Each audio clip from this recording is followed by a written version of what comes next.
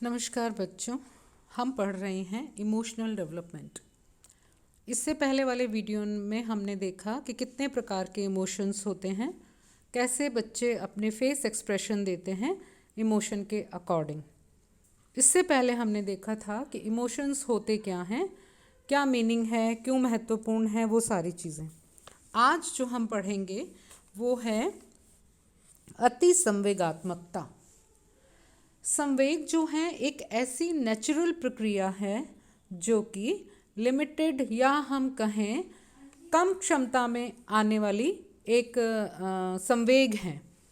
अगर ये संवेग असंतुलित हो जाएं और जिस हिसाब से संवेगों को आना चाहिए उससे ज़्यादा अगर आता है तो वो अति संवेगात्मक कहलाता है। अति संवेगात्मकता का अर्थ है संवेगात्मक अनुभव की सामान्य से अधिक आवृत्ति और तीव्रता। यानी कि अगर बच्चा क्रोध कर रहा है तो वह क्रोध बार बार आ रहा है उसको, और उस क्रोध की तीव्रता उसकी बढ़ती चली जा रही है। पहली बार क्रोध उसने कम किया, फिर उससे ज़्यादा, फिर उससे ज़्यादा, फिर उससे ज़्यादा। तो ये जो चीज़ें हैं ये अति संवेगात्मकता कहलाती हैं। अति संवेगात्मकता को जानने के लिए यह आवश्यक है कि विभिन्न संवेगों की सामान्य संवेगात्मकता को निश्चित किया जाए। किसी भी बच्चे की संवेगात्मक प्रक्रिया जो है वो निश्चित होती है।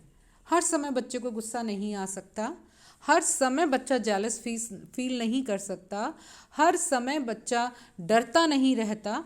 तो हमें ये निश्चित करना होगा कि कौन से संवेग किस तरीके से आ रहे हैं। वैसे तो ये संवेग पर्सन टू पर्सन वेरी करते हैं। अति संवेगात्मकता के कारण स्नायु तनाव यानी कि नर्वस टेंशन कुछ होती है।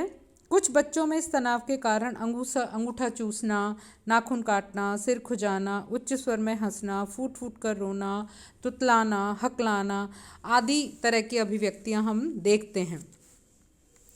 घटी हुई या निम्न संवेगात्मकता का अर्थ है कि संवेगात्मक अनुभवों की तीव्रता और आवृत्ति सामान्य से कम है।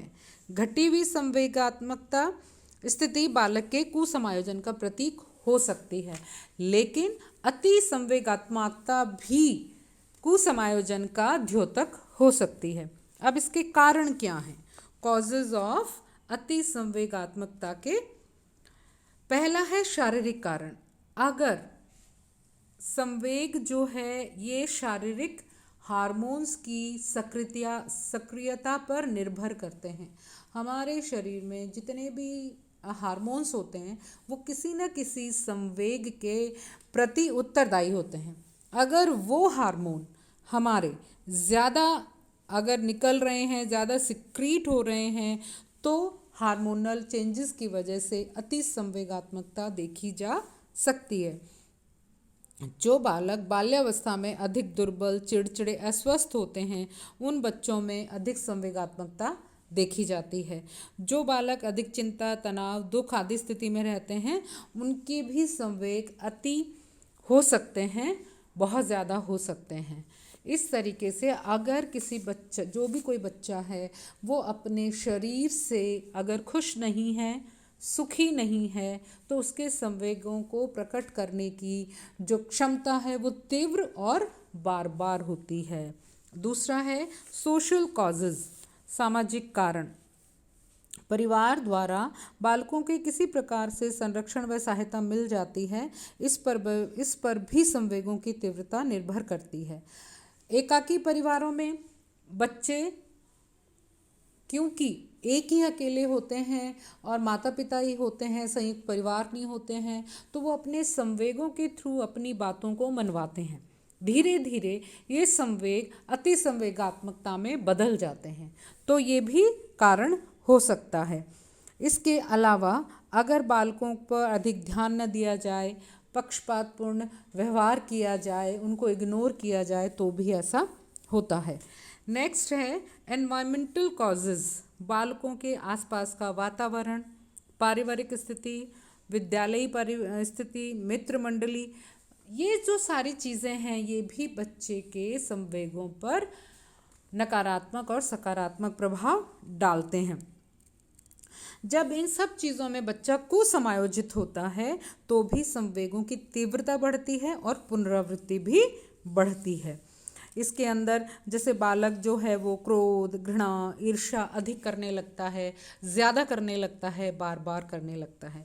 नेक्स्ट है मनोवैज्ञानिक कारण, साइकोलॉजिकल कॉजेज। मनोवैज्ञानिक कारकों में बुद्धि और आकांक्ष स्तर यानी लेवल ऑफ एक्सप्रेशन जो होते हैं, एस्पिरेशन जो होती है वो महत्वपूर्ण है। अध्ययनों से स्पष्ट है कि बालक कम बुद्धि वाले होते हैं, उनमें संवेगात्मक नियंत्रण भी कम होता है, अर्थात अति संवेगात्मक की संभावना अधिक होती है।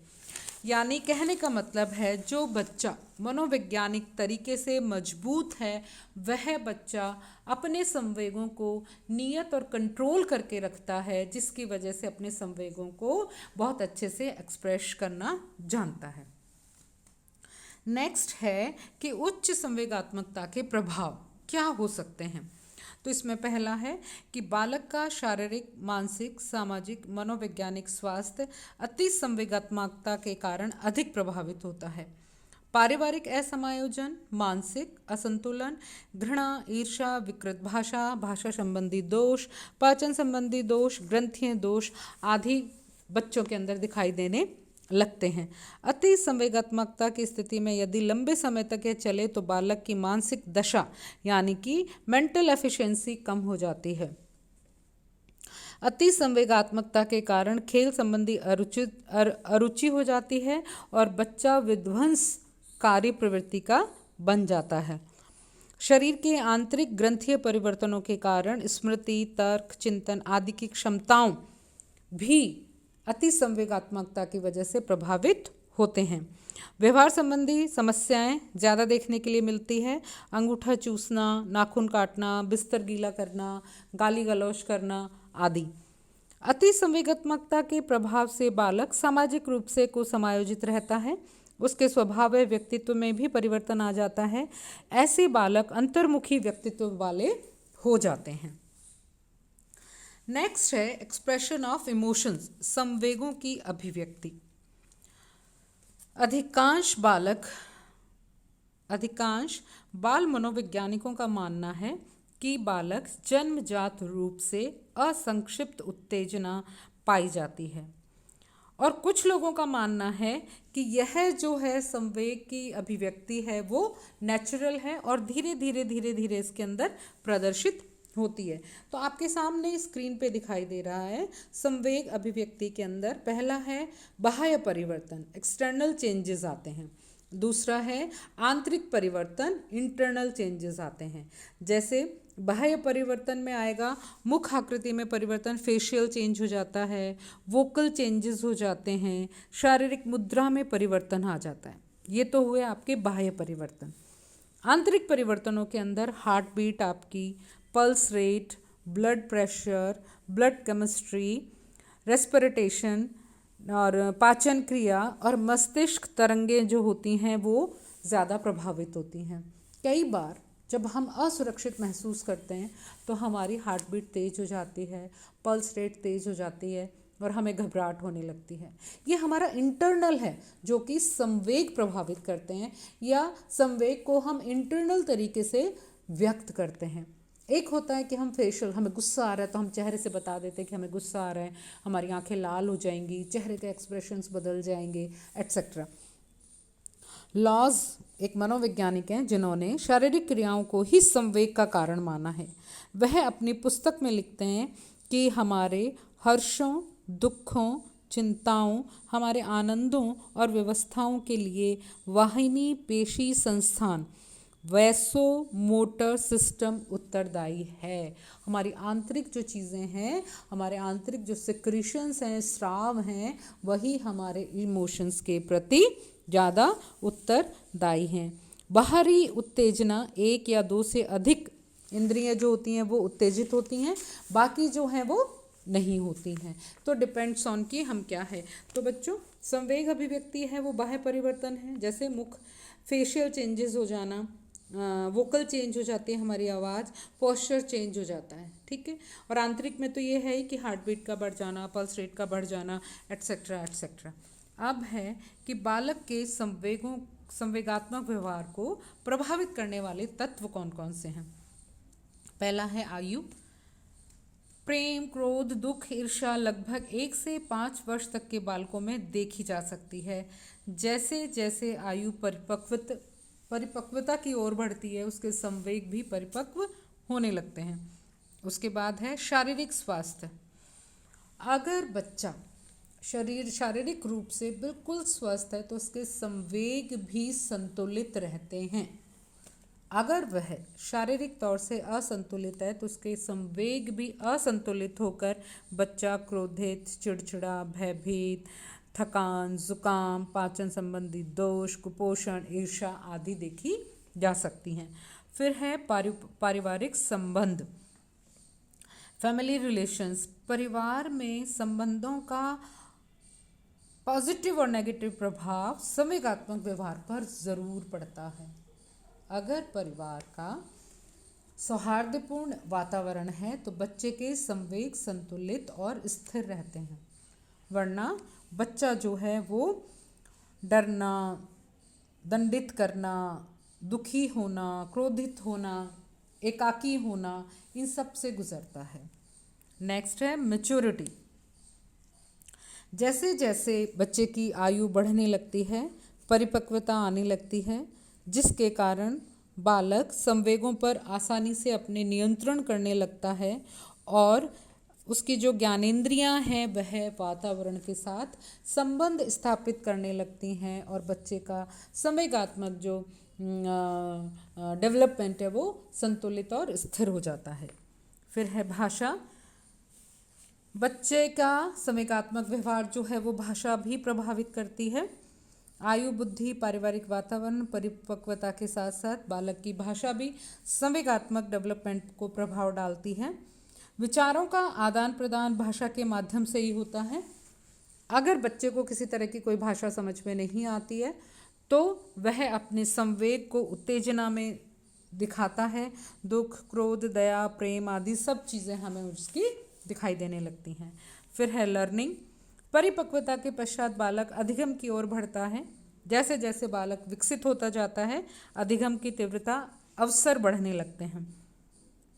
भूत प्रीत की कहानियाँ को सुनने के पश्चात प्रारंभ में बालक अंधेरे में जाने से डरता है, लेकिन सीखने से, अधिगम से धीरे धीरे धीरे धीरे वह अंधेरे में जाने से डरना बंद कर देता है। तो ये सीखना ही है कि किन चीज़ों से हमें किस तरीके का रिएक्शन देना है। एंड लास्ट है बौद्धिक योग्यता। अनेकों अध्ययनों से ज्ञात हुआ है कि जिन बालकों की बुद्धि सामान्य स्तर से कम होती है उनमें संवेगात्मक अस्थिरता कम पाई जाती है, किंतु इसके विपरीत जो बालक कुशाग्र या तीव्र बुद्धि के होते हैं उनमें संवेगात्मक अस्थिरता ज़्यादा देखने के लिए मिलती है। तो बच्चों, हमने देखा कि संवेगात्मक एक ऐसी नेचुरल प्रक्रिया है जो हमारे व्यक्तित्व को पॉजिटिव और नेगेटिव तरीके से प्रभावित करती है और हमारे पूरे जीवन का निर्धारण करती हैं। ये हमारे संवेगों को व्यक्त करना बहुत ज़रूरी है। अगर हम ये व्यक्त नहीं करते हैं तो दूसरी नई तरह की समस्याएं हमारे सामने पैदा हो जाती हैं।